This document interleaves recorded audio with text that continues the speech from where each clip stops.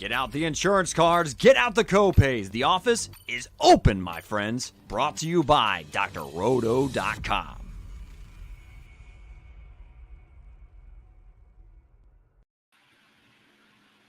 It's time once again for everybody to come aboard the Green Screens Media Train. You're watching One and Done. My name is Jay Heinrich. You can follow me on Twitter at Dr. William Cannon. You should follow Green Screens Media at Get Green Screens on Twitter and TikTok. Smash those like and subscribe buttons while you're here on YouTube if that's where you're watching the show tonight.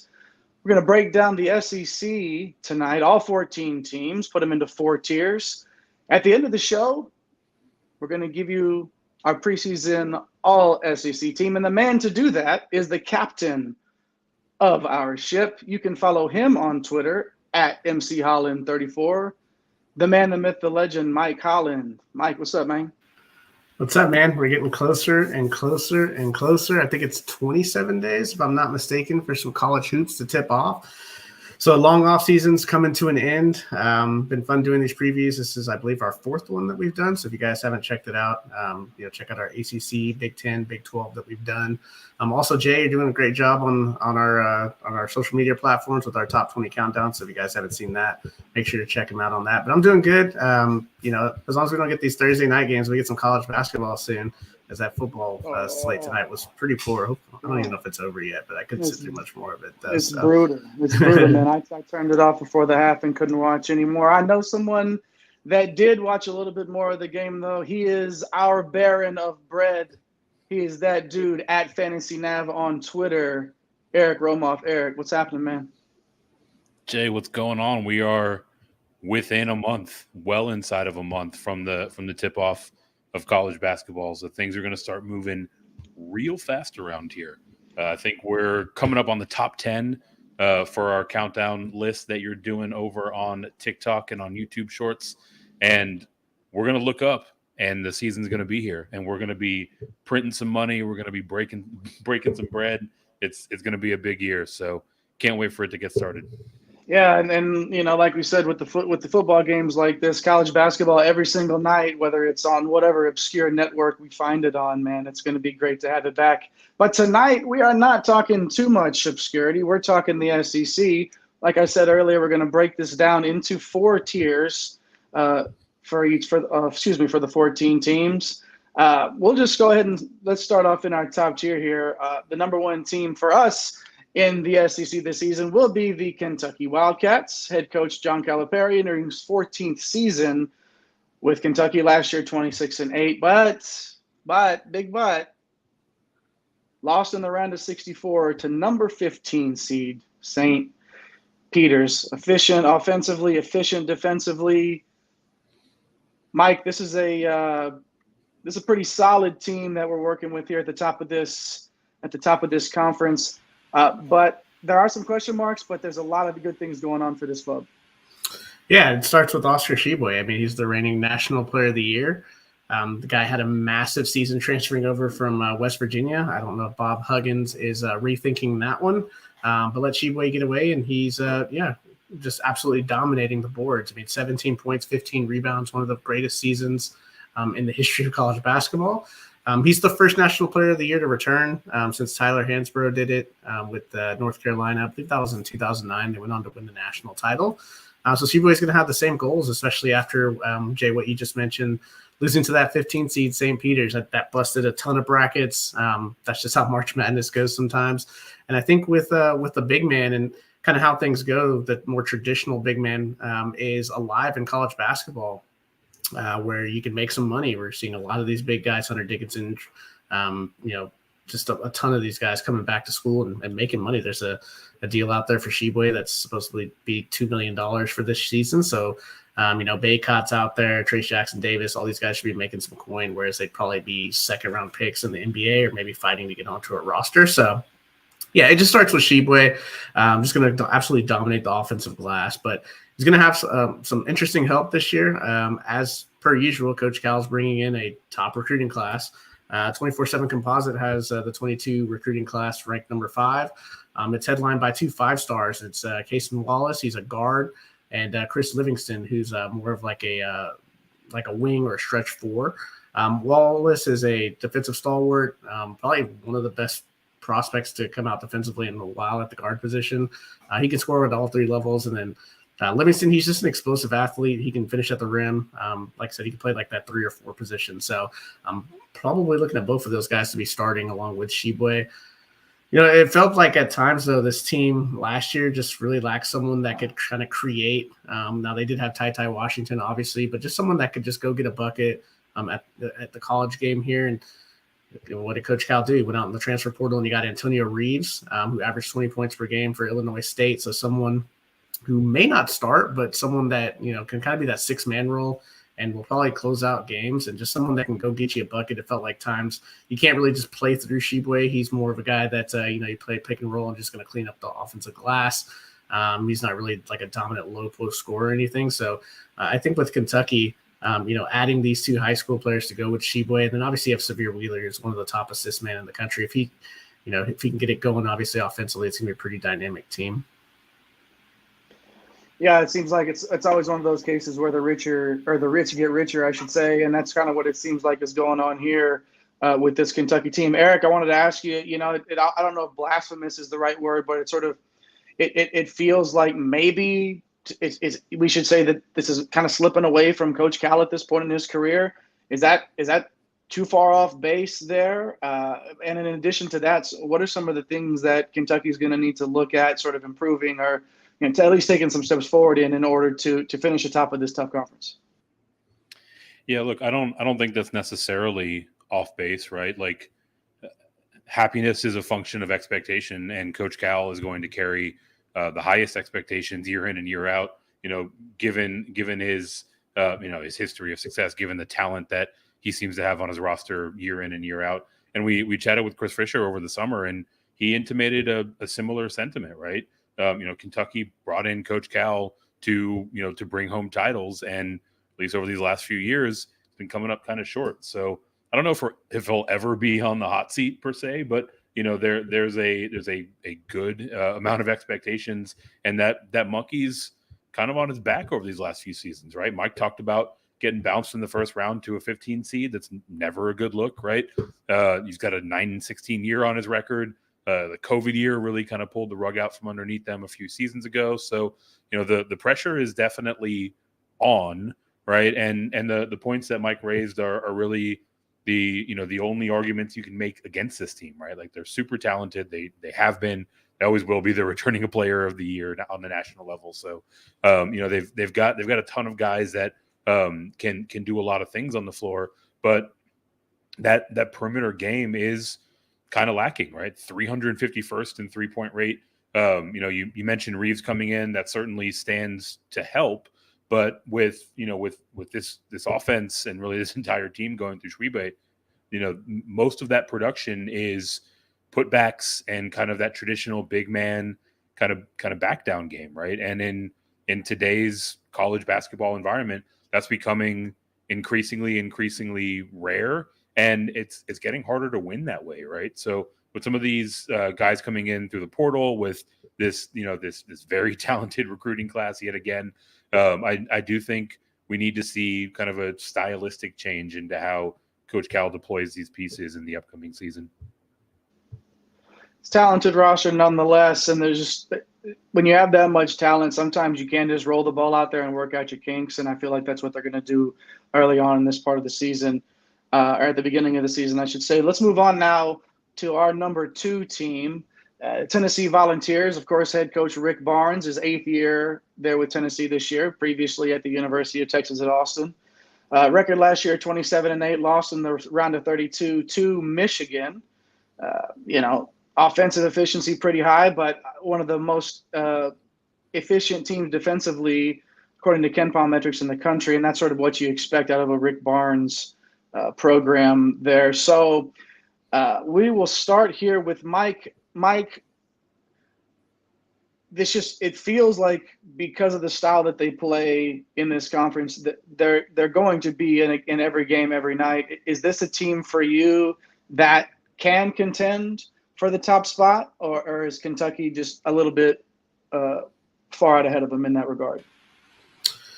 Yeah, I mean, anytime you return the National Player of the Year, right, you feel like Kentucky's probably head and shoulders above, but I don't really see it that way. I think Tennessee is, man, actually maybe now that I looking at their roster, man, it's an intriguing roster, and it should be no surprise that they actually won this and did a lot of good things.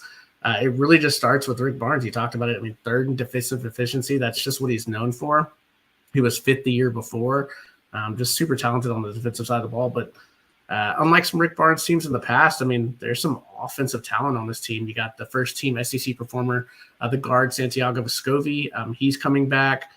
So a guy that can do a little bit of everything, can hand out some dimes, can shoot the three.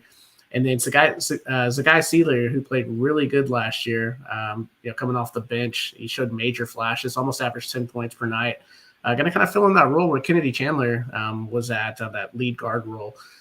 Chandler's off to the pros now, but this starting backcourt, Vescovi and Ziegler, is going to do some damage. I think the most exciting thing, obviously, for Tennessee fans is going to be the signing of Julian Phillips. He was a 5-star forward. He's got NBA athleticism, obviously being a 5-star. He's 6'8". He's very dangerous in the open court. Can play the 3 or the 4. So kind of like Chris Livingston. He should pair nicely with Jordan Josiah James, who really came on at the end of the year. We were playing a ton of him in DFS, and the guy can just do so many things. So that front court is super interesting, and there's not a ton of weaknesses on this team. I would say that Kentucky maybe has more question marks, but probably a higher ceiling, whereas Tennessee is a little more solid and maybe doesn't have as many weaknesses to cover up. It's when you're as efficient of a team as Tennessee is on both sides of the ball, but Eric, is it still a matter of like possibly just having to shore things up a little bit on the offensive end? Because Tennessee, they do play great defense, but in order for this team to fully overtake into the number one role, I should say, the number one spot in this conference, is it as simple as like cleaning it up on the offensive end a little bit? Yeah, I think in theory, right? And for those of you that are new to the One and Done show, thanks for kicking it. Show us some love with them like and subscribe buttons. But the reason why I mentioned that is that we have a bit of a UT Austin tinge. So Jay, Mike, stop me when you've heard this one before. It really comes down to consistency with Coach Barnes, right? His teams are kind of like a roller coaster ride. So Jay, you mentioned it, like they're very efficient offensively overall, 35th in the country last year, but there are a lot of ups and downs, right? There are times where just everything is hitting the rim. They're only putting up bricks, right? So if Coach Barnes can get the offensive side of this ball to gel a little bit more, I think that really goes a long way in them being able to make a push for an SEC title. They came through and won the tournament last year. That's very much so their path to potentially winning the regular season and repeating in the tournament. Mike talked about it, right? We lost a lot of guys in the front court. Fulkerson's heading out. Brandon Huntley-Hatfield heading out. Kennedy Chandler off to the NBA. So, the second point for me really has to do with Ziegler, right? There's a lot of weight on him to develop and really take a step forward and become the true leader of this team. I think if both those things can happen, there's a lot to be bullish about with Tennessee, and I think that they're in a good position to see that come to pass, right? I don't think that's wishful thinking. I think those are two pretty reasonable goals for them to come into the new year with. Yeah, I think that's fair. And again, in college basketball, any level of basketball for that matter, but especially in the college game right now, you play good defense, you're in any game, and Tennessee is definitely in every game they play. So let's move on now to our number 3 team, the last team in our top tier of teams in the SEC, Arkansas Razorbacks. Head coach Eric Musselman in his 4th year in Fayetteville. Last year, 28-9 with a trip to the Elite 8. So coming off a successful run in the tournament there, losing a lot of talent out the door, Mike, but when you recruit as well as Musselman did and you work the portal as well as he has, it's sort of one of those things where we might look for Arkansas to just slide right back into that consistent play, especially with the coaching that they'll get from Musselman. Yeah, you got to love what Musselman's done so far. Just a fantastic job. I mean, when you look at this roster top to bottom, I don't know that there are 5 teams in the country with more talent, 1 through 12 here that are going to play significant minutes. It's kind of crazy what they have. And they're only returning 2 guys, Devontae Davis and Kamani Johnson. I don't know how significant their roles are going to be. Obviously, Davis is probably going to be a starter. It's just interesting to find a team that is completely turned around and probably has one of the highest upsides in the country. It all starts with the big time recruiting class. So we talked about Duke during our ACC preview. Well, they were the number 1 team in recruiting last year, and this 22 class for Arkansas is number 2, and it is star-studded. Nick Smith, he is super talented guard. Some sites have this guy rated as the top player in the country, so I'm excited to watch him play. You've also got 5 stars, Anthony Black and Jordan Walsh. Are super talented as well. It's a 6-man class. And then we're also hearing some reports that the 4-star forward, Barry Dunning's making a lot of noise. So a bunch of high school talent coming in. And then when you look at it, the transfer portal, Jay, you mentioned it. I mean, the front court is just loaded with transfers here. You get the Rhode Island twins, Makai and Mikkel Mitchell, who did some really nice things at Rhode Island. And then potential star that everyone's talking about, Trevon Brazil from Missouri. He's a really solid forward, can block shots, can pretty much do everything, pick and pop. Just still developing. He's had a really nice freshman year with Missouri. And then Jalen Graham started for Arizona State. So it's like, man, you're bringing all these guys in the front court. And then your backcourt, you're basically getting 5-star high school talent. And then Ricky Council, how does he fit in from Wichita State? I mean, he's basically a do-it-all guard. There's projections out there that have him starting. I think he's going to start as well just because he can do so many different things. I mean, this roster is crazy. Like, it is absolutely crazy.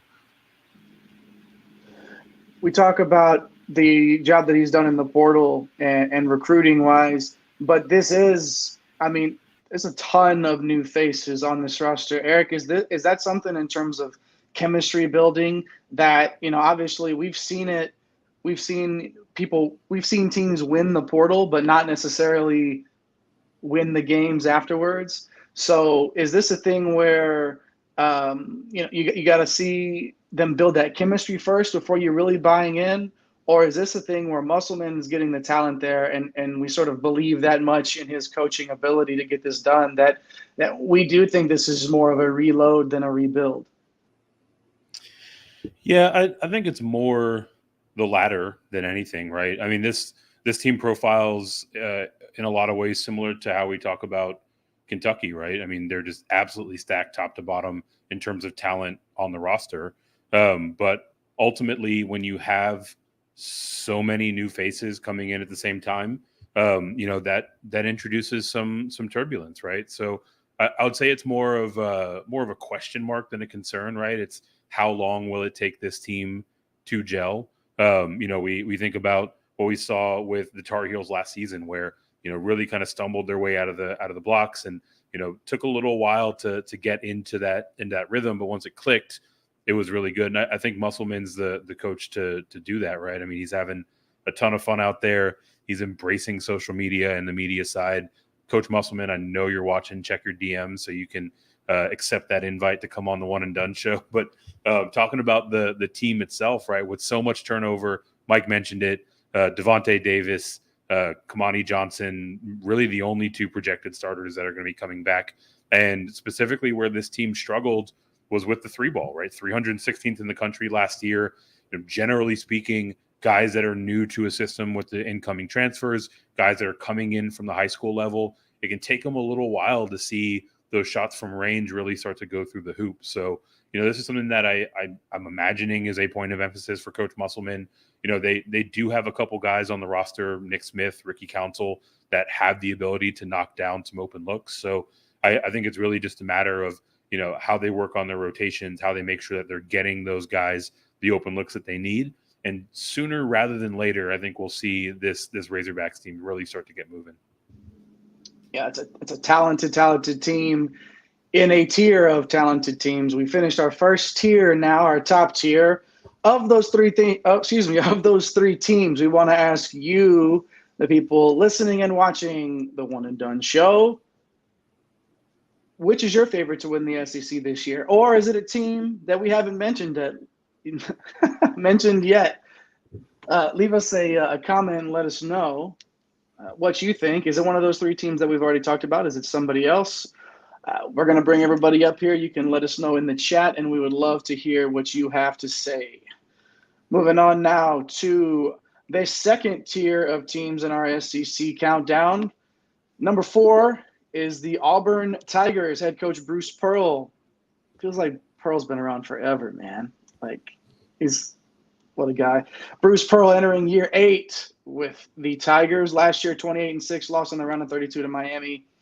Again, another team in this conference that is efficient offensively, super efficient defensively, also 42nd in tempo, so not that bad either. Mike, what do we have to look forward to with this Auburn team? Yeah, I think Auburn is turning into a basketball program, right? There's a lot of talk about that, especially with our guy Brian Harsin, whatever's happening with that football team. But yeah, I think you look at the first thing. It's an experienced backcourt that's coming back. Katie Johnson, the guard, he's a really good scorer, can really do a bunch of different things. One of my favorite players last year, and one of our guys that we played a lot in DFS, was Wendell Green. Probably going to start this year, even if he doesn't. Going to come off a bench. I mean, he's a smaller guy, but, man, he can just do so much, has a great handle, can hit the open three. Alan Flanagan being healthy this year, being able to stretch the floor, that's going to help them a lot. And then Zep Jesper, just a ton of experience that he's coming back with. And obviously we're reloading the front court here. So Janai Broom coming in as a big-time transfer from Morehead State. He averaged 17 and 10.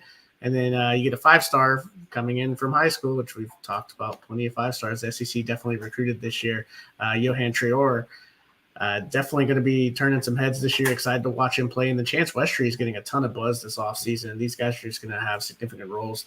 Potentially both could start, along with Janai Broom coming in, with some experience from a Morehead State team. But I think when you look at this team overall, it's a lot to be excited about. I think this could be a team teetering on that elite level. But as for right now, I kind of want to see it more on the court, before we can actually call them an elite team in this conference. So that's just where I sit. I think the backcourt's really going to have to carry them this year. Yeah, and again, we mentioned earlier they're really efficient defensively, but, they lost some big-time talent to the NBA, Eric. And what is Auburn going to need to do to stay, near this elite tier and at least near the top, at the top of our second tier? What's Auburn going to need to do to put this together and have another good season? Yeah, I mean, that's really the thing for Coach Pearl and for these Tigers, right? Like, try as they might, right? Like, NBA caliber, first round NBA caliber players just don't grow on trees, right? It's hard to get one. If you have someone that's close, it takes a while to get them to develop to that level. So when you have Jabari Smith and Walker Kessler heading out the door, there's going to be a drop off, right?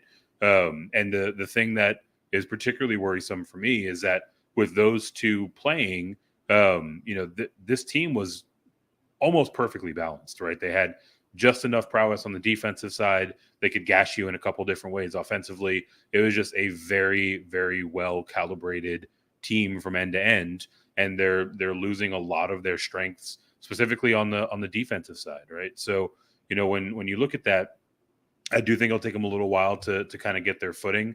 And, as we'll talk about a lot of times with these teams through the SEC and through a lot of the conferences that we've previewed, the shooting really does need to improve. They've got some really good scorers, but from behind the arc, under 32% last year, right? Not the worst by any means, but certainly not going to win any games with that as a point of emphasis. And to me, that really speaks to Katie Johnson and Willie Green Jr., right? These are guys that really need to step up and do a bit more. And just given the players that have left, Jabari Smith, Walker Kessler, their style of play, now that we're kind of shifting the focus over to Green and to Johnson, like, it feels like this team is going to play a very stylistically different type of game than what they trotted out there last year. And that transition is probably going to take some time. That makes perfect sense. And when you get this much talent assembled, and again, this is a theme already with a couple of these teams in the top of our countdown here. This is a talented team that just might need a little bit of time to figure out exactly the brand of basketball that they're going to be playing once the conference schedule rolls around. Let's move on now to our number 5 team, the Florida Gators. Let's head on down to Gainesville with brand new head coach Todd Golden. First year with the program, came over from the University of San Francisco. He led to the big dance, the big tournament, March Madness last season. Last year, Florida was 20-14, finished 9-9 in the conference.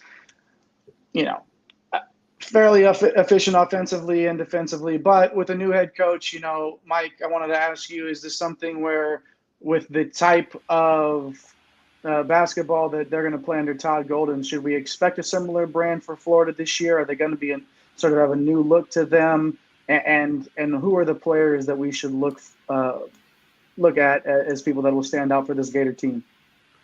Yeah, for me, it's the Gators, and what they're going to look like is going to be really fun to watch. 267th in tempo under Mike White, who is now with Georgia, and Todd Golden comes over, and he's bringing a top 100 type tempo and a coach that likes to shoot a ton of threes, which is completely different than what we saw last year. So, yeah, how is this all going to work? I think it's going to help him a lot when you have Colin Castleton coming back, who is on our top 20 countdowns, one of the best players returning.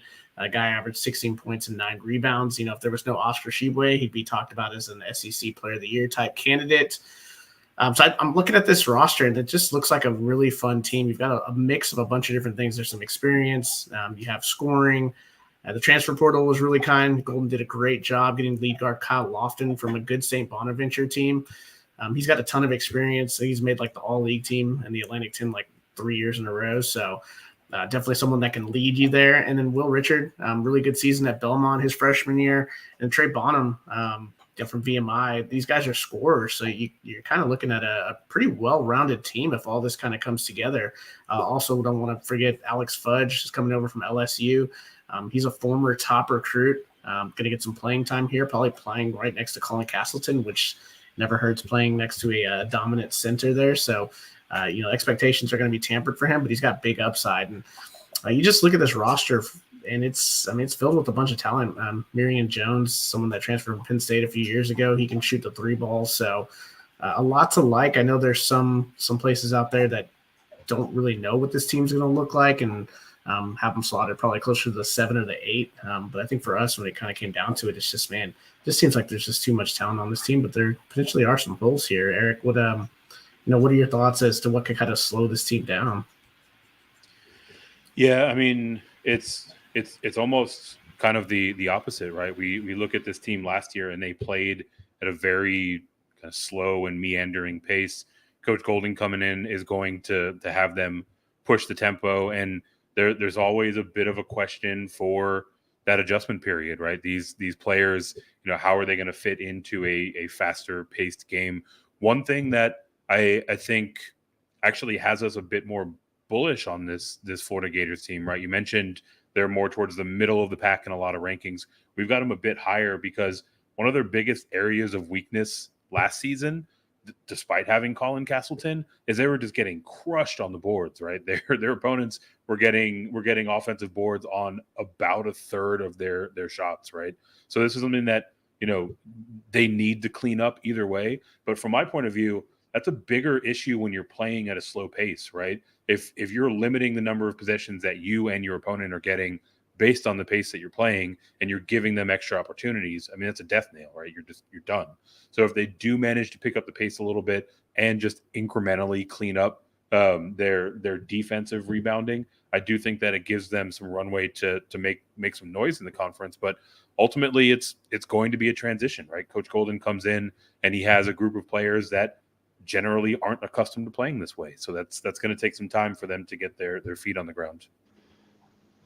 I think the range of outcomes for Florida may be the widest in the conference. Like, I think that their ceiling is a top tier team. And I do think that I understand having them ranked a little bit lower.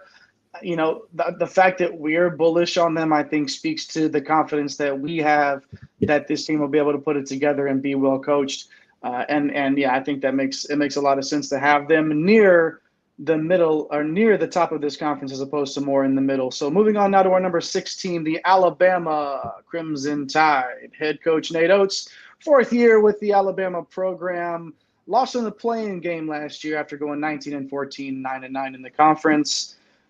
Extremely efficient offensively, good enough defensively, super fast-paced team here, Alabama is, Mike. Is this a team that can make a little bit of noise just because of the brand of basketball that they play? Like, is this somebody that can catch you on any night? And is this a team that, with another year under Coach Oates, that can take a step forward in this conference? Yeah, I mean, it starts with Coach Oates and the job that he's done. Has really made this a fun basketball team. We joked about Auburn being a basketball school. Obviously, Alabama is nowhere near that, but creeping up. I mean, it's been some pretty good seasons here recently. So I think for me, you're bringing in a 5-star talent like Brandon Miller is kind of where it starts. People have been raving about this guy, and also he's going to have a lead guard that's kind of more of a throwback guard, Jaden Bradley, who's also a 5-star prospect. And when you play at this like frenetic pace, it just makes for a fun atmosphere, a lot of fun for the players. So they're going to be a super fun team to watch. Now, can they find a little bit more of a ceiling than where we have them? Potentially, and I think that really starts with Mark Steers. He's the transfer guard from Ohio. Super talented player, can really do a lot of different things, and it brings a lot of experience. But how is this transition going to be from a mid-major coming to the SEC? And then you have Dominic Welsh, kind of the same deal, part of that same Bonaventure team that lost basically all their starters to a bunch of Power 5 schools. It's an exciting backcourt when you think about Javon Quinterly coming back, averaged almost 14 points per game. Those three guys right there, when Quinterly gets healthy, are going to be pretty solid and probably one of the best units in the entire conference. So, for me, it's like, hey, how do these 5-star guys like Miller and Bradley coincide with these transfers, and then Quinterly coming off the injuries? It's going to take some time for this team to gel. And I think an X factor for them is Namari Burnett. He transferred over from Texas Tech, missed the year last year due to injury, but a lot of talk about this kid this year, could potentially be a starter. So they got a lot of different pieces here, and it's just an exciting roster. Exciting to watch. It's an exciting brand of basketball, not always the most advantageous for a team to play like that all the time, but when they turn it on, they turn it on. Eric, this is a team like we've mentioned that plays super fast. Where do they fall a little bit short? Yeah, I mean, we talked about this theme before, right? It has a lot to do with their outside shooting, and for me, my preference is this style of play, right? It's a more entertaining game. I feel like with the right guys, and Coach Oates has a lot of those types of guys on his roster. This style of play can keep you in just about any game. But to Mike's point, to really reach that ceiling and to compete for an SEC title, they're going to have to be better from outside, right? Under 31% last year. So they're looking at 12th in the conference in 3-point attempt rate. Like, these are things that ultimately they need to tighten up if they want to take a step forward. And I think they realistically can, right? There are a couple of guys in Sears and in Bradley that should be able to see it go in a little bit more. And then the other sort of question mark for me has to do with the big man Bediako, right? Back in the middle. We really need to see if this guy can stay on the floor. Last year didn't have much of an opportunity to generate turnovers or block shots. Even though that's a strong part of his game, he's getting in foul trouble a lot. And so that was having him, really working on reduced minutes. And for a player where you need just a couple opportunities at an extra chance at a block shot, if you're trimming down his minutes due to foul trouble, that really neutralizes the things that he can bring to your team. So, he's a young kid. He's entering into his age 20 season. So I think a lot of that foul stuff kind of gets cleaned up as he gets more mature as a player. But ultimately, those are the question marks for the Crimson Tide heading in. Yeah, Bediako staying on the floor. Like, you can't. The best ability sometimes is availability, and if you're not available to be on the floor, clogging it up, playing good defense, you cannot help your team. So I think you make a good point there with the maturity. moving on, taking another step forward with that maturity, understanding of the game a little bit more, and could maybe stay out of foul trouble. We are going to our last team in the second tier here in our SEC countdown. The Missouri Tigers head coach Dennis Gates, first year with Missouri, coming on over from Cleveland State. Last year, Missouri struggled with a 12-21 record, 5-13 in this conference. Not efficient offensively, not really efficient defensively, super slow pace, sort of probably the reason that there's a new coach here. So, Mike, what does Dennis Gates bring over from Cleveland State? What's the brand of basketball we should expect from Missouri? And, are we a little bit more bullish on Missouri than some of the other people that we may read about? Yeah, I think we are. Man, for me, I look at the roster, right? Like everything stems from preseason, right? What your roster looks like and what the potential is. Now, does that potential always come to fruition? Not all the time, because as we've talked about, and Eric's mentioned it multiple times, like how do these teams gel? Playing different offensive styles. Some guys have been in programs where you're playing super slow, and then you're moving to a program that plays in the same program. Now you're playing really fast. So a lot of different factors, but I think why we have them right here in the second tier, and some people probably have them we're in the third tier, is because the roster. It starts with the front court. Kobe Brown is back. He's a second team all SEC performer, averaged 12.5 points last year. Ronnie DeGray III averaged 8 points as a starter. So you're getting some experience back. And then where it gets really fun for me is this backcourt. Isaiah Mosley, transferring in from Missouri State, first team, Missouri Valley Conference, averaged 20 points per game. For me, he can score at pretty much any school he wants to. So there's probably not going to be that huge adjustment period that you find a lot of mid-majors just watching him play. So I think he's going to be, somewhat of a 16 to 18 point guy on this team. And then coming from Cleveland State, bringing a couple of Gates bringing a couple of his guys with him. Demoy Hodge, his first team Horizon, he was his point guard, averaged 15 points a game. Then Trey Gamillion was off ball guard, averaged 11 points per game. So they're going to be familiar with this system. And you just look at it, man. He just stacked up the portal here. Noah Carter's more of a three stretch four, could play a little bit, 15 points per game from Northern Iowa. He was on our top 100 transfer board. DeAndre Golston averaged 15 points playing for the mid-major Milwaukee. And then Nick Honor is someone who's really interesting, someone that can shoot, has experience in the ACC coming over from Clemson.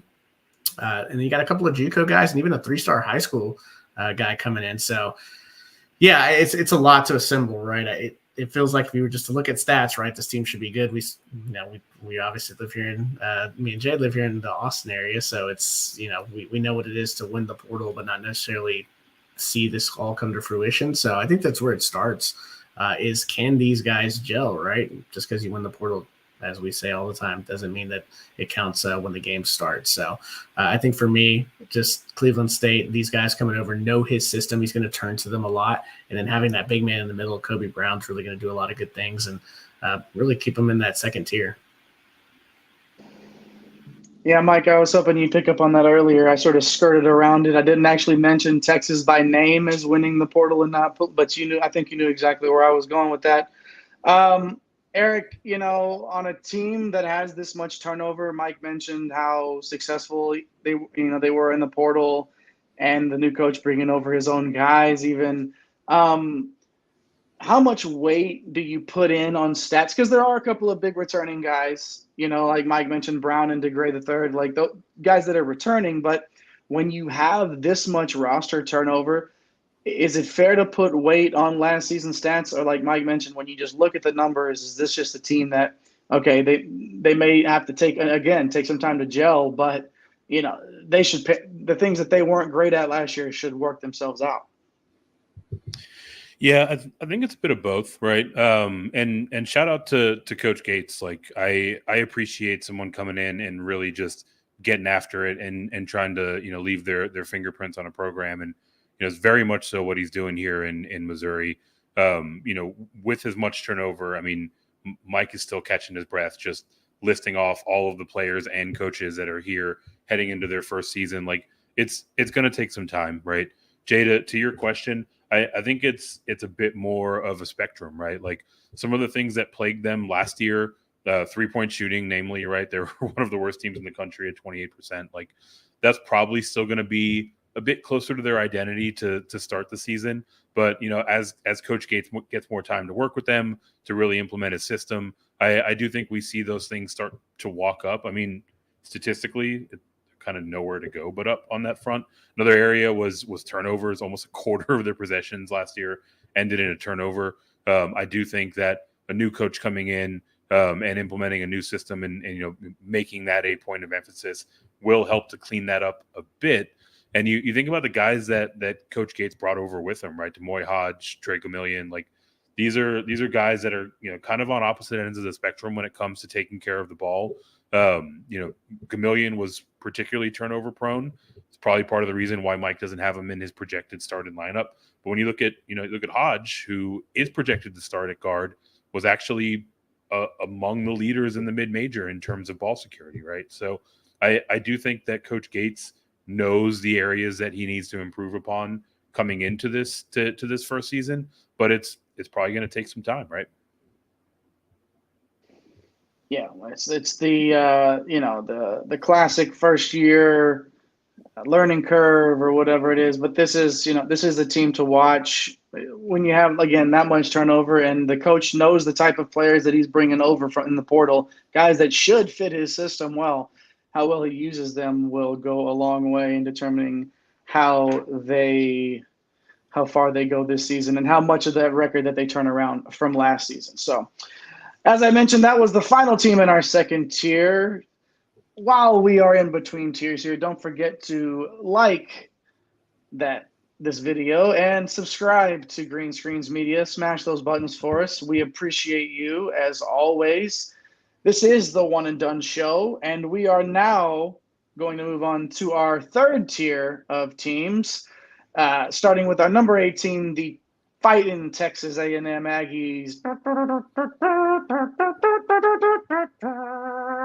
Fourth-year head coach Buzz Williams leading the charge for the Aggies. Mike, what is there to like about this team? I mean, I guess we can talk about some good things here. No, Buzz has done a good job so far. It really starts with the returning guys. Henry Coleman, the forward, showed a lot of major potential last year. Averaged 11 points per game, but did disappear sometimes. Tyrese Radford, transferred from Virginia Tech. Solid big guard, can do some rebounding, putbacks. But I think for me, the most exciting player on this roster is Wade Taylor, the fourth. Should have heavy usage now that some of these other guards are out of the way. And just kind of has dynamite potential, even though he was in more of a limited role. I think there's kind of an undervalued transfer portal class heading in here. You get Dexter Dennis, who was the AAC Defensive Player of the Year. Julius Marble, we covered him a lot with Michigan State. We felt like if he ever got some minutes, he could really do some damage. And then you get some other guys from Mississippi State, Arkansas, and Anderson Garcia and Kalen Robinson. So, getting some guys that have been in some successful programs. But for me, I think it really just is going to be the Taylor show. And then can Coleman just be a little more consistent this year? Eric, what's Buzz Williams going to have to do to get the most out of this roster, and what are some things that could maybe trip them up? So I'll start with our continued theme, right? Being able to put the ball through the hoop from outside is something that they'll need to improve on, and again is something that a lot of teams in the SEC are going to have to tighten up.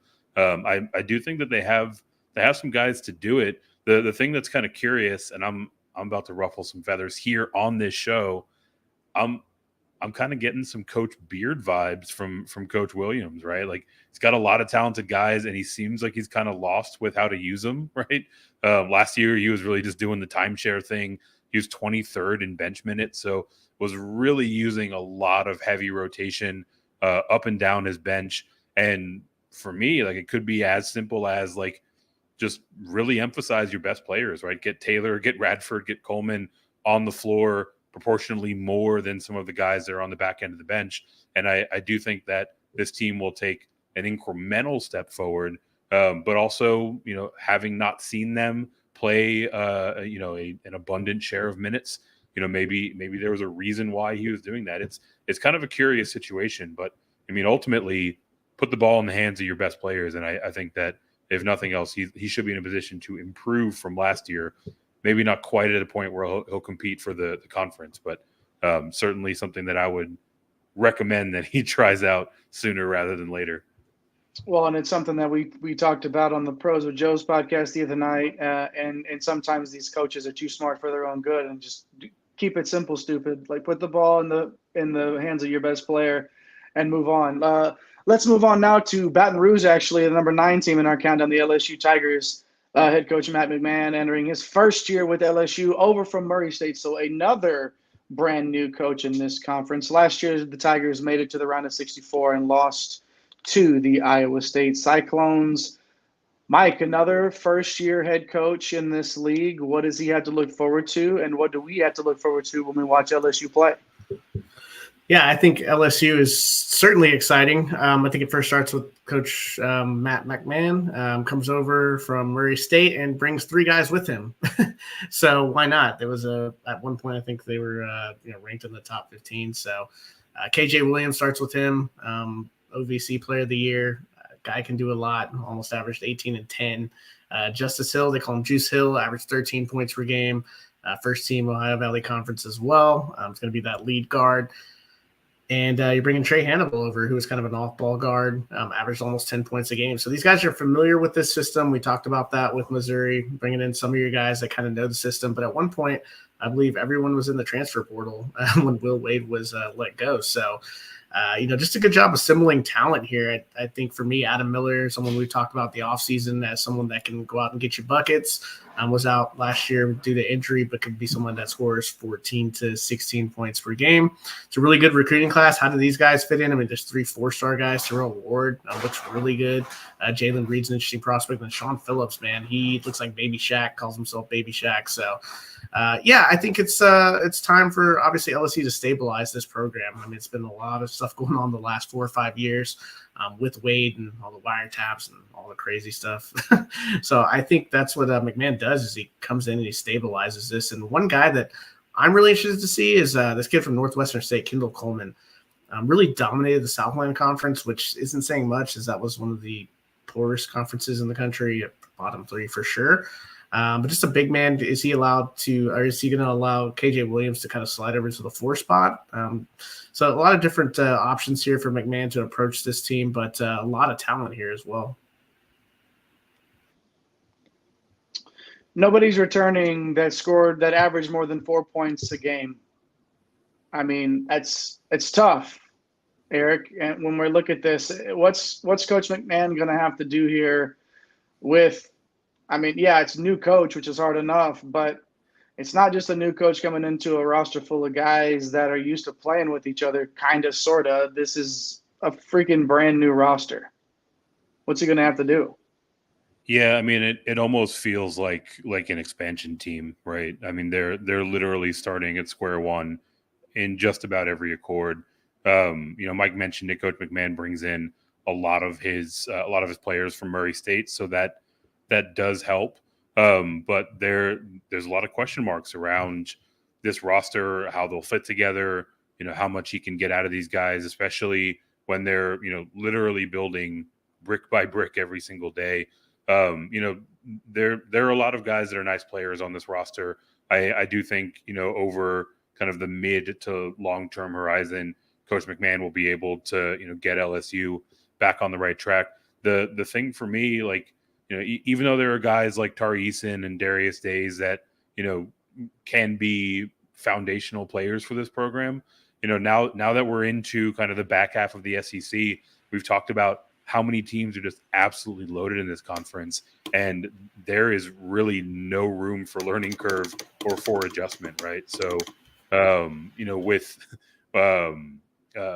with Coach McMahon coming in with losing those guys like Eason and like Days, I think it's going to be a bit of a struggle for these LSU Tigers while he's getting his feet under him. Yeah, another new coach. And believe it or not, we're not done with brand new coaches on this countdown. We are going to move on to the final team in this 3rd tier, the mid-tier, as we are calling it. The 10th team in the SEC for us is the Georgia Bulldogs. with, you guessed it, a first-year head coach in Mike White coming over from Florida. So, again, another team making a switch, trying to bring somebody in to change the way that things had gone last year. Just not good. 6-26, 1-17 in the conference here. But we do have them in that third tier right now. So, Mike, tell me why there's hope for the Bulldogs. That's all we have sometimes is hope, right?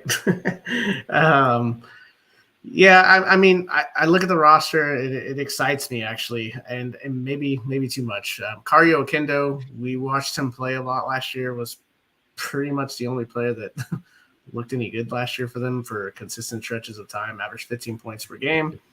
Braylon Bridges is back. He's a low post player, averaged 13 points per game, so you have some continuity here.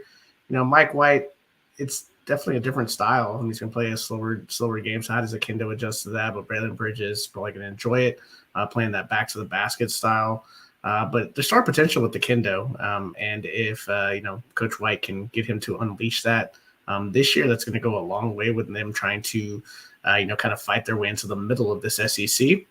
But I think for me, when you couple that with some of the transfers that are coming in, Terry Roberts, really good mid-major player from Bradley, and Justin Hill, who started his career at a Power 5 school, transferred to Longwood, played really well there. Now he's coming back here to Georgia, and they were both first-team performers in the mid-major ranks. So, how those two guys are going to perform is going to really be the telling story of this team. And then Frank Anselm, someone from Syracuse who I thought had a ton of upside. He's a center. Kind of coached by Coach Boeheim, played that that 5-man spot for him, backing up Jesse Edwards there.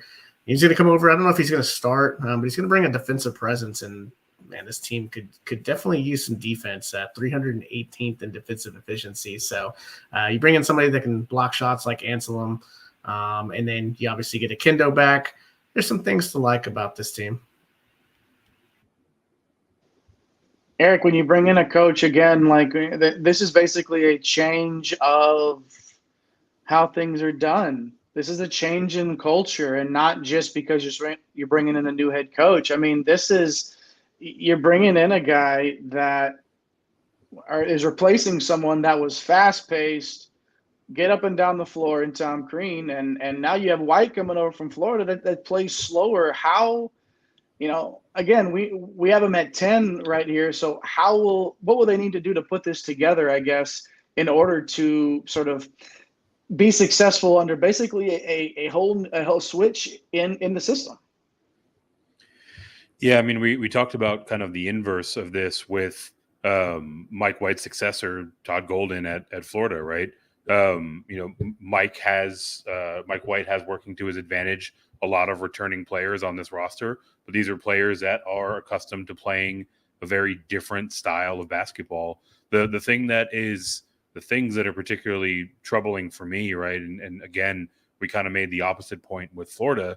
This is a team, as it was last year, that was turning the ball over a ton and not really making a lot of shots, right? So with Coach White coming in, if he's trying to limit the overall number of possessions in this game, if you're giving your opponent extra possessions, if you're not taking full advantage of your possessions, you're really in a tough spot to try to win basketball games, right? And the biggest gap for this team last year was on the defensive side, 318th in defensive efficiency. Mike mentioned bringing in Frank Anselm. I mean, that in and of itself should help them improve in that area. But one player probably isn't going to be enough, right?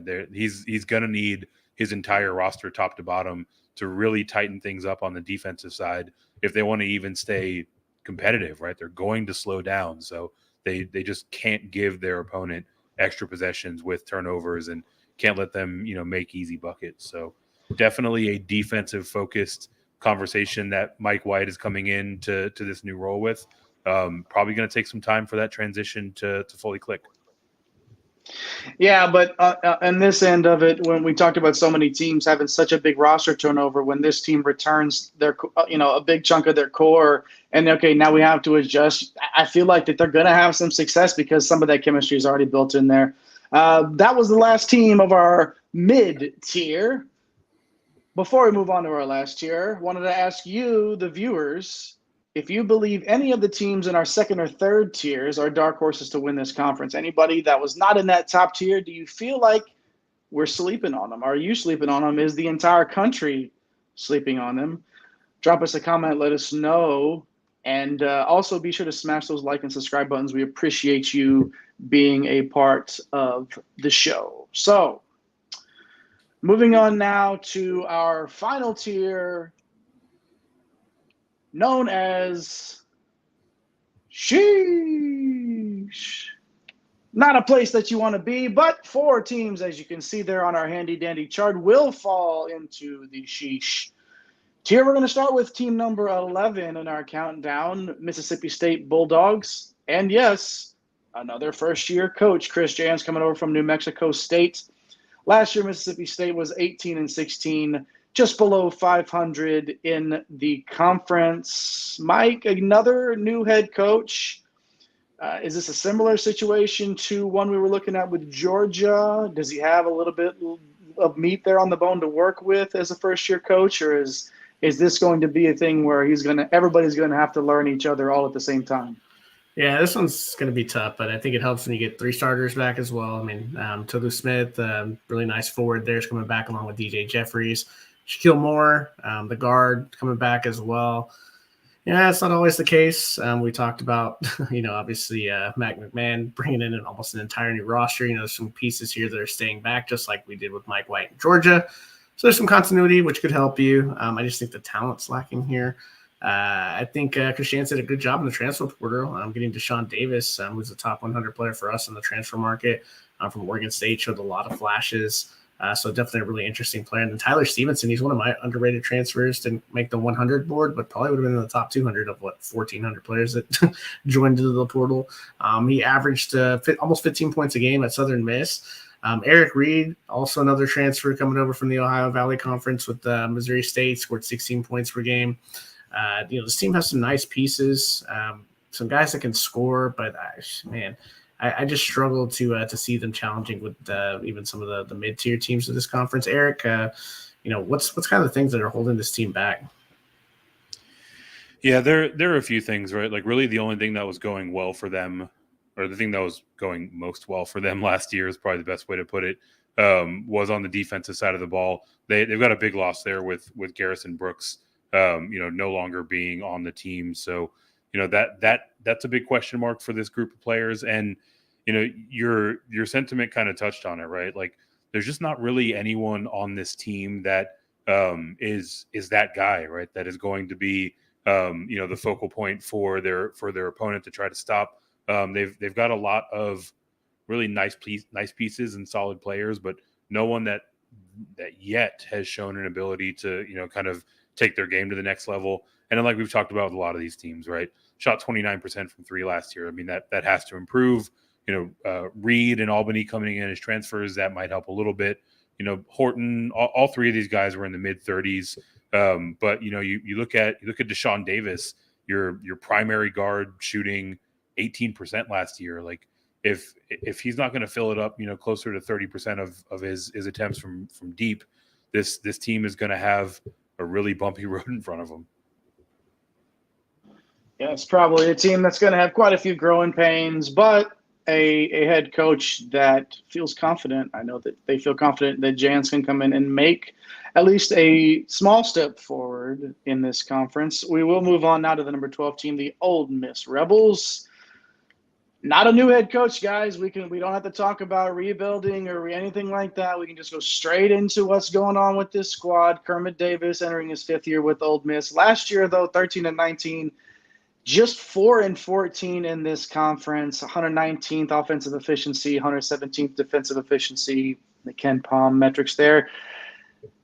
Turtle paced, 278th in tempo. Mike, I think there's probably, again, similar to the Mississippi State team, there's some turnover, but they are getting some people back for a little bit of, to continue some continuity, which is, as you just mentioned, 1,400 people or however many in the portal. Like continuity in college basketball is not exactly an everyday thing these days. So to have 3 starters coming back is something that Coach Davis can sort of lean on. Is that correct? Or are they just going to struggle in general? Yeah, I think it's nice when you get them back. The problem is their ceiling.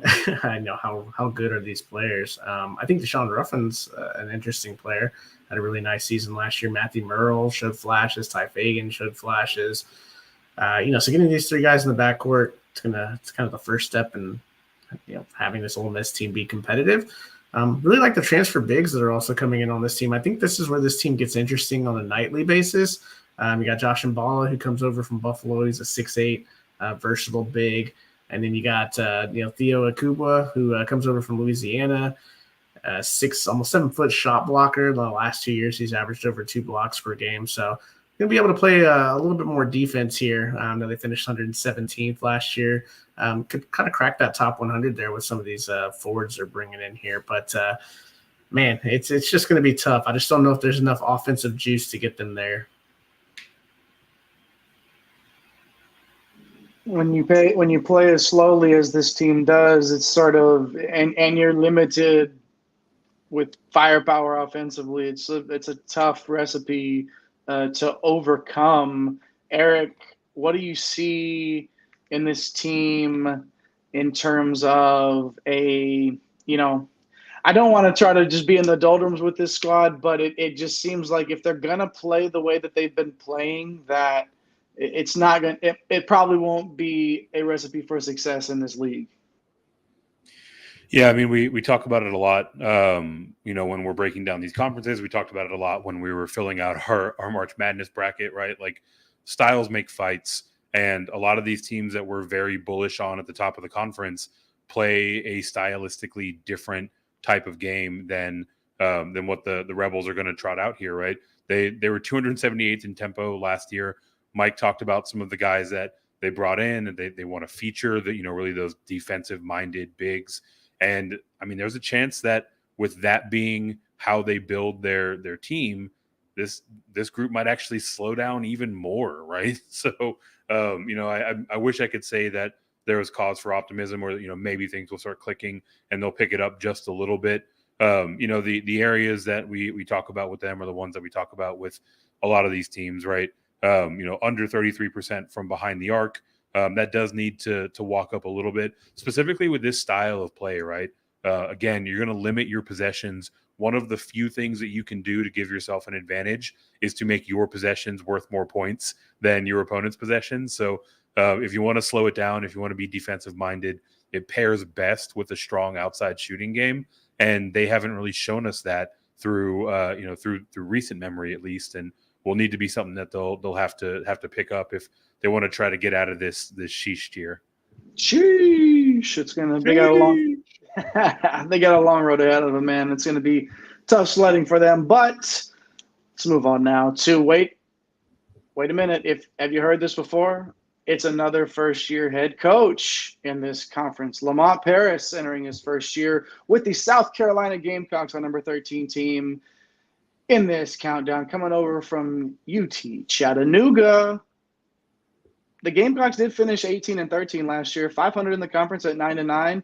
Extremely efficient defensively, 33rd in tempo. So they get up and down the floor. They play good defense, but they were 201st in offensive efficiency. So, Mike, those are some pretty efficient numbers, some higher numbers, at least in defensive efficiency and tempo, but we have them as our number 13 team. So there's got to be a few positives here to go along with this team, but it does seem a little bit low for a team that had, last year played with that much efficiency and tempo. So what are we looking at here for the South Carolina team that that's going to keep them from finishing bottom of this league, but can maybe also try to work them out of this bottom tier?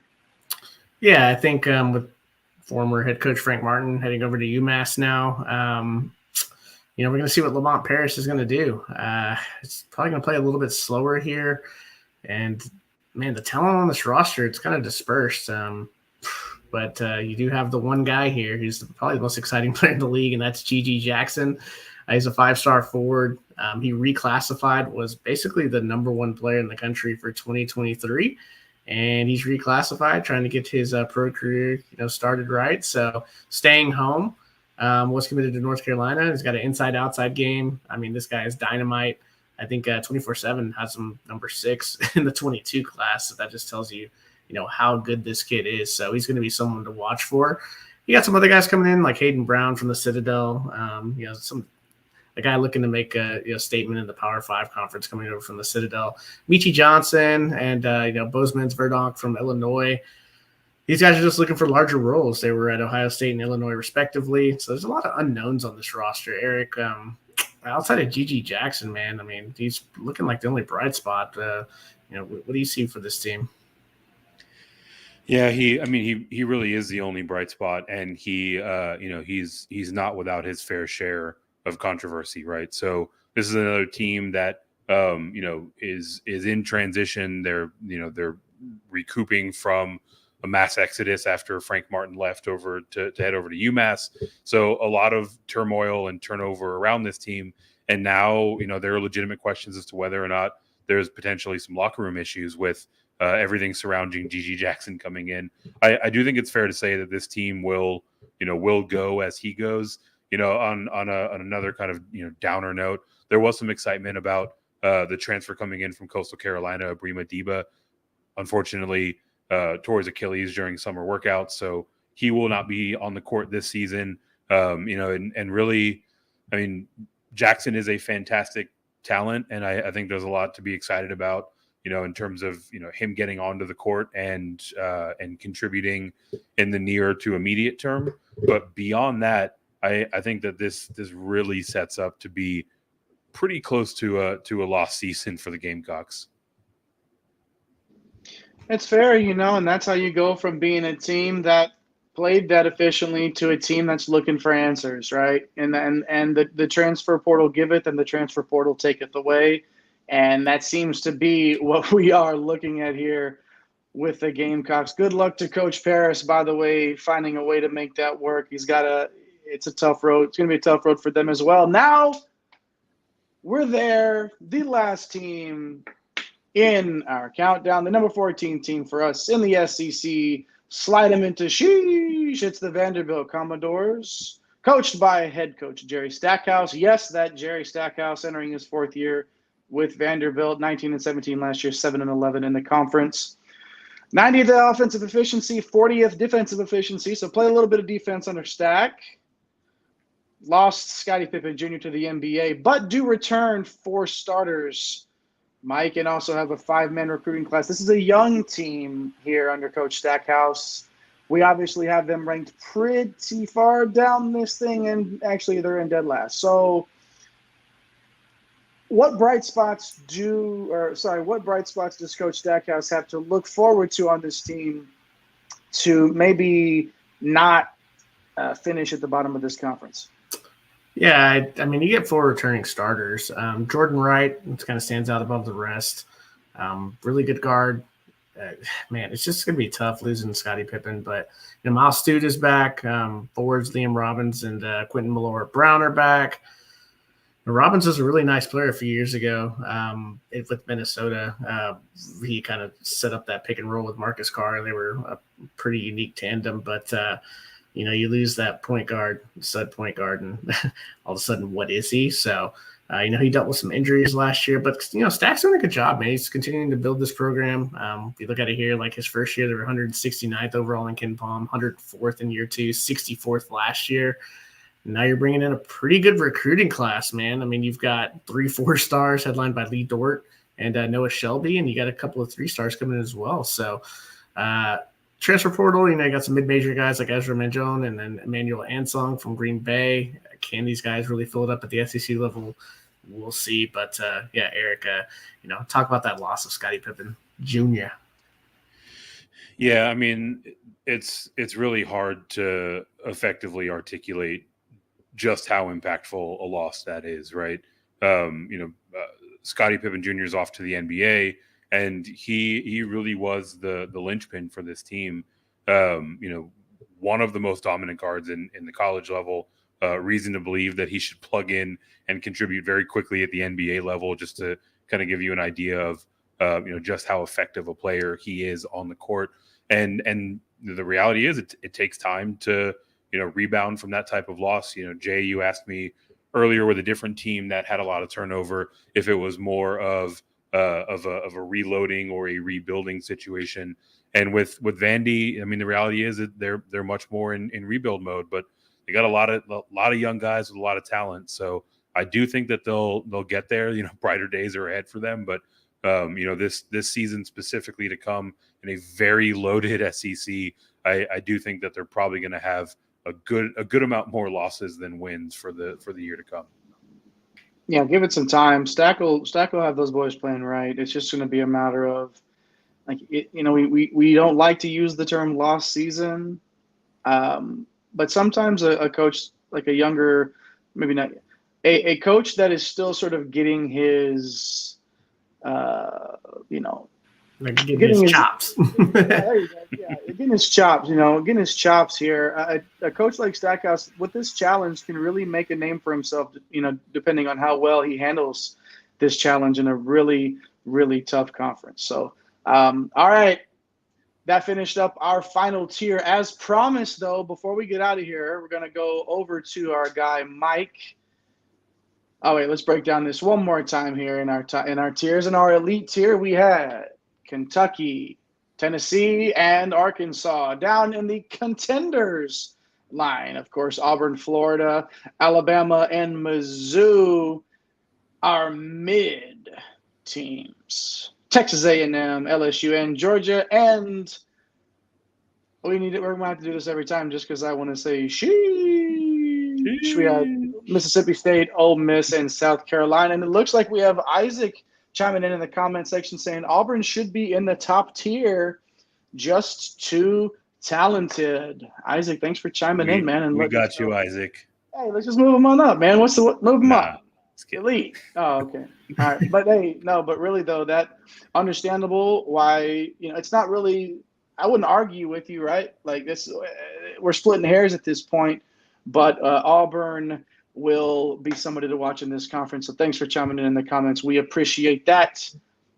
And now, as promised, we'll bump it over to Mike for Mike's preseason first team all SEC team. Mike, what do you got for us, sir? Well, I got something that John Rothstein's not going to like, and that's 6 players on the he's been putting out these things where basketball's played with 5 people, and I've been dying over it. But we're going to put 6, man. There's 14 teams, right? Like, can we get a 6-man? Jeez. But our first guy here is the guard, Santiago Vescovi. We talked about him with Tennessee. Coming back, was a second-team All-Performer last year. Can do a bunch of different things. So he's going to be an exciting player to watch this year. Katie Johnson is the bucket getter from Auburn. Definitely super talented. Wouldn't be surprised to see him score 18 to 20 points a game this year. Nick Smith, a true freshman coming out of the high school ranks. We talked about him being one of the top players coming in from the high school ranks.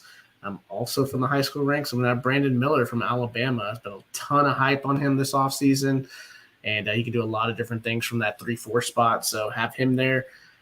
Colin Castleton from Florida obviously showed what he could do last year, almost averaged 16 and 10.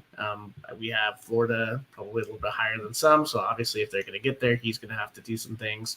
And then finally, we have to have Oscar Tshiebwe there, who is the National Player of the Year, reigning National Player of the Year. So I definitely think he'll make the first team All-SEC. But yeah, that is the breakdown there. Vescovi from Tennessee, Johnson from Auburn, Smith from Arkansas, Miller from Alabama, Castleton from Florida, and Tshiebwe from Kentucky. Yeah. Who makes the rules anyway? Why can't we have 6 guys on a team? 7, 8, 12? He got super excited right there. Our dude got so excited. Putting every team's best player on the All SEC squad, a la our guy Rothstein. So it looks like we might have lost Jay on the way out, but we will now conclude our breakdown of the SEC conference. Again, ran down all 14 teams, breaking them into those 4 tiers. In another year that the SEC should be pretty dominant. So inside of about 3 weeks from tip-off, definitely looking forward to that getting started. If you are not already, get over to drroto.com, get yourself subscribed. That is how you can get access to all of Mike's written work covering not only the macro level stuff, who's going to win conferences, what some of your betting odds and betting favorites are, but also we're going to be getting into game by game DFS slate breakdowns as we tip off the season. So get over to drroto.com, get yourself subscribed. That will also get you access to our members only Discord, where you can ask all of your college basketball questions to Mike himself, and you can also get this bread. Thanks for stopping by the office. Get your fantasy prescription by subscribing to the channel and checking out drroto.com. And until the next visit, be well and take care.